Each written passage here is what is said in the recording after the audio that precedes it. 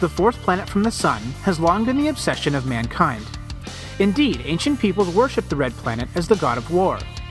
While it is true that ancient man associated the color red with blood, there may have also been a more literal meaning to this.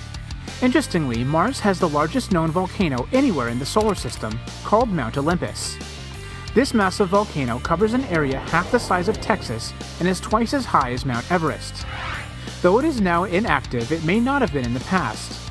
If this is the case, then the ancient peoples would have probably been able to see this volcano erupt from the Earth. They would have literally seen the violence on Mars. Modern-day man, with our all-out search for extraterrestrial life, is no exception when it comes to the obsession of the red planet. This is mainly because of all the other planets in the solar system, it is the most Earth-like. Although there are some similarities, Mars also has many differences. Its extreme temperatures, thin atmosphere, and lack of water makes living conditions absolutely impossible. However, the search for life on Mars continues. In 1996, NASA announced that scientists had found Mars rocks in Antarctica which contain molecules made by living things. It was discovered later, however, that the molecules were inorganic and had never been associated with life.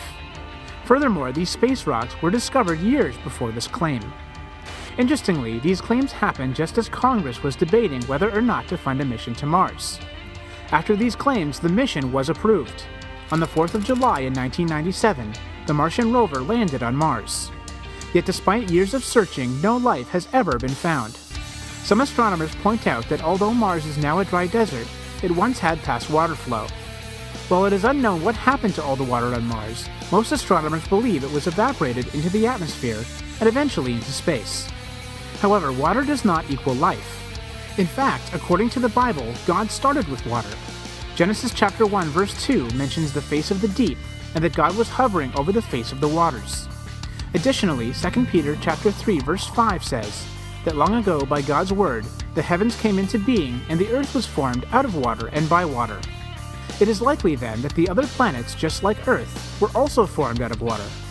It is interesting that the Genesis creation account directly opposes the currently accepted Big Bang model's fiery beginning.